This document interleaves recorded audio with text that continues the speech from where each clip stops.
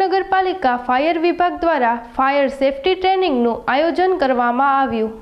સિહોર નગરપાલિકા ફાયર વિભાગ દ્વારા ગુજરાત શાળા સલામતી કાર્યક્રમ દરમિયાન સિહોર તાલુકાના ટાણા કેન્દ્રવતી શાળામાં ફાયર સેફટી વિશે વિદ્યાર્થીઓ તેમજ સ્ટાફને માહિતગાર કરવામાં આવ્યા હતા।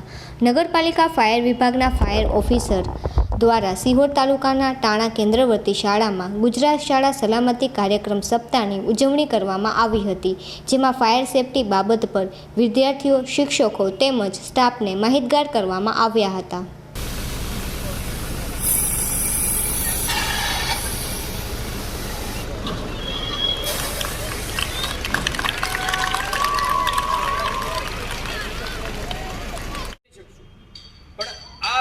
આને એકવાર માનો કે તમે કાર્ટ્રિજ તોડી નાખી એટલે પૂરું અત્યારે માનો કે 10 ડેમો લેવા હોય તો હું લઈ શકું, પણ તમને સમજાવી દઈશ, તમે લઈ શકશો। એટલે એનો કહેવાનો મતલબ એમ છે કે જેવી આગ હશે તમે બુઝાવી શકો, એક સાથે પ્રેસ નથી કરી દેવાનું। સાહેબે કીધું એમ કે ગેસનો ચૂલો ધીરે ધીરે કરવાનો, એમ મેં કીધું એમ ગાડીનું લીવર 10 ઉપર દેવાનું, ડાયરેક્ટ 100 ઉપર નહીં, બરાબર? એટલે ધીરે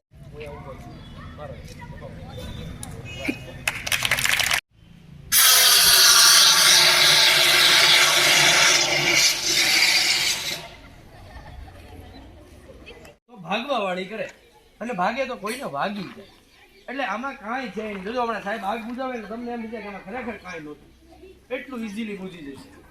અને બીજું, ગમે ત્યારે આગ બુઝાવો ત્યારે આગની વિરુદ્ધ દિશામાં ઊભું રહેવાનું। મેં પહેલાં જોયું પવન ક્યાંથી આવે છે, ફરતો પવન લાગ્યો એટલે આગું લઈ લીધું। નકર કેવું થાય, સામો પવન આવતો હોય ને તમે એની ઉપર નાખો તો એ બધું તમારા ઉપર ઉડે, આપણે સામેની દિશામાં ઊભું રહે।